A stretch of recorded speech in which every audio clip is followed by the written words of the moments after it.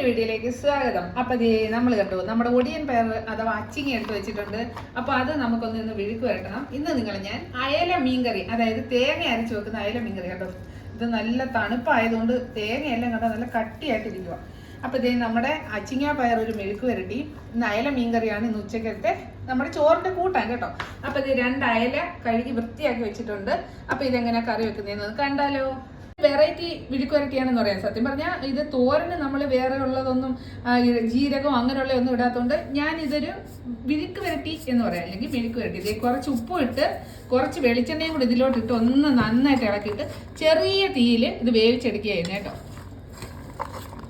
അപ്പൊ കൂട്ടുകാരെ, ഈ കാണുന്നത് നമ്മുടെ വെളിച്ചെണ്ണയാണ്. ഇവിടെ ഇപ്പൊ തണുപ്പായതുകൊണ്ട് കേട്ടോ ഇതിങ്ങനെ ഐസായിട്ട് അങ്ങ് ഇരിക്കുക. അപ്പൊ നമുക്കിതൊന്ന് വേവിച്ചെടുത്തിട്ട് വരാം. ഇത് അടച്ചു വെച്ചിട്ട് ചെറിയ തീയിൽ വേവിച്ചെടുക്കാം. അപ്പൊ നമുക്ക് പാൻ ചൂടായിട്ടുണ്ട്. ഇതിലേക്ക് കുറച്ച് മുളക് പൊടി ഇട്ട് കൊടുക്കാം കേട്ടോ. നിങ്ങളുടെ എരിക്ക് അനുസരിച്ച് മുളക് പൊടി ഇട്ട് കൊടുക്കാം. 2 അയലയാണ് എടുത്തേക്കുന്നത്. ഞാൻ ഒരു ചെറിയ സ്പൂൺ മുളക് പൊടി ഇട്ട് കൊടുത്തിട്ടുണ്ട്. എരി കുറച്ച് മതി കേട്ടോ. 1/4 ടീസ്പൂൺ മഞ്ഞൾപ്പൊടി. ഇവിടെ നമുക്ക് എല്ലാവർക്കും എരി പൊതുവേ കുറച്ച് മതി. നിങ്ങൾക്കൊക്കെ എരി കൂടുതൽ വേണമെന്നുണ്ടെങ്കിൽ കുറച്ചുകൂടെ മുളക് പൊടി ഇട്ട് കൊടുക്കാം. മല്ലിപ്പൊടി 1/2 ടീസ്പൂൺ. 2 പിഞ്ച് ഉലുവാപ്പൊടിയും കൂടെ നമുക്ക് ഇട്ട് കൊടുക്കാം. എന്നിട്ട് ചെറിയ തീയിൽ ഇതൊന്ന് മൂപ്പിച്ചെടുക്കാം. അപ്പൊ നമുക്ക് ഇതൊന്ന് കരിഞ്ഞു പോവാതെ ചെറിയ തീയിൽ ഒരു 5-6 മിനിറ്റ് ഒന്ന് ഇങ്ങനെ ഇളക്കി കൊടുത്താൽ മതി. അപ്പോഴത്തേക്ക് നമ്മുടെ ഇത് ആവശ്യത്തിനുള്ള പരുവത്തിലായിക്കോളും കേട്ടോ. അപ്പൊ നമ്മുടെ മുളക് പൊടി നന്നായിട്ട് മൂത്തിട്ടുണ്ട്. ഇനി ഫ്ലെയിം ഓഫാക്കാം. ഇനി അരയ്ക്കാനായിട്ടുള്ള അരപ്പിന് നമ്മളൊരു ചെറിയ മുറി തേങ്ങ എടുത്തിട്ടുണ്ട്. അധികം എരിവില്ലാത്ത 2 പച്ചമുളക് ഇതിലേക്കിടാം. ഇനി ഒരു സവാളയും കൂടെ വേണം. ഇത്രയും വലിപ്പമുള്ള ഒരു ചെറിയൊരു സവാളയാണ് നമ്മൾ ഇതിലേക്ക് ഇടുന്നത്. എല്ലാവർക്കും അറിയായിരിക്കും, സവാള കണ്ടിച്ചിട്ട് സവാളയായാലും തക്കാളി ആയാലും അതിൻ്റെ ഈ ഭാഗം കണ്ടിച്ച് ഫുള്ള് കളയണം കേട്ടോ. ഇത് നമുക്കിനി ഇതിലേക്ക് അരിഞ്ഞിട്ടിട്ട് അരച്ചെടുക്കണം. അപ്പോൾ ഞാൻ അരിഞ്ഞിട്ടപ്പോഴത്തേക്ക് ആ സവാള ഫുള്ള് എടുത്തില്ല. എന്താണെന്ന് വെച്ചാൽ മീൻ ഇത്രയും ഉള്ളത് കൊണ്ട് അരമുറി സവാള എടുത്തിട്ടുള്ളൂ കേട്ടോ. നമ്മുടെ പിഴിപുളി നേരത്തെ ഞാൻ വെള്ളത്തിലിട്ട് വെച്ചിട്ടുണ്ട്. അപ്പോൾ ഇതും കൂടെ നമ്മൾ ഇതിലേക്ക് കുറച്ച് വെള്ളം കൂടെ ഒഴിച്ചിട്ട് അരച്ചെടുക്കുകയായിരുന്നു കേട്ടോ. അപ്പോൾ നമുക്ക് ഈ പിഴിപുളി ഇതിലേക്ക് ഇട്ട് കുറച്ച് വെള്ളം കൂടെ കൊടുക്കാം. ഇനി ഒരു കഷ്ണം ഇഞ്ചിയും കൂടെ വേണം.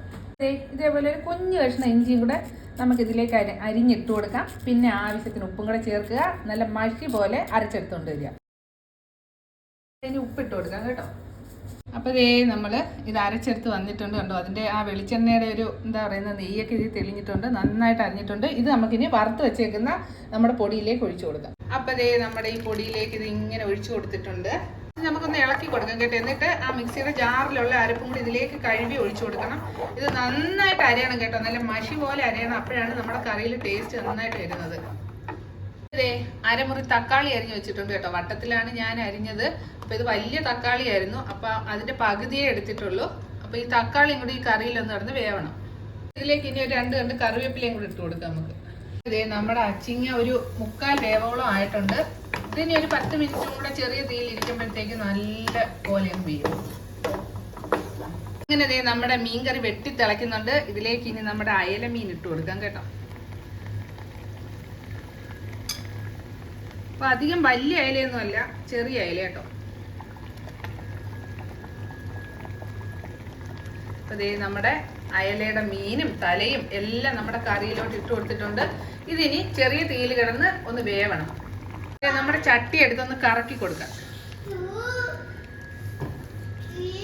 ഇനി അപ്പൊ അതിനകത്തുള്ള പുളിയും ഉപ്പും മുളകും എല്ലാം നമ്മുടെ അയല മീനിലേക്ക് പിടിച്ചു വരട്ടെ. നമുക്ക് ഇതിനെ ഒന്ന് അടച്ചു കൊടുക്കാം. അപ്പൊ ഇനി അടച്ചൊരു 10 മിനിറ്റ് ഇരുന്നൊന്ന് വേവട്ടെ. നമ്മുടെ അച്ചിങ്ങ എന്തോ എന്ന് നോക്കാം. അപ്പൊ അത് നന്നായിട്ട് വെന്തിട്ടുണ്ട്. ഇനി നമുക്ക് ഇതിന്റെ ഫ്ലെയിം ഓഫ് ആക്കിയിട്ട് നമുക്ക് മോരൂടെ കാച്ചാം. അപ്പം കൂട്ടുകാരെ, നമ്മുടെ മീൻകറി നന്നായിട്ട് വെന്തിട്ടുണ്ട്.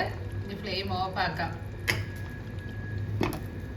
അപ്പൊ കൂട്ടുകാരെ, നമ്മുടെ മീൻകറി ഇവിടെ റെഡി ആയിട്ടുണ്ട്. ഇനി നമുക്ക് ചോറ് വിളമ്പിയാലോ.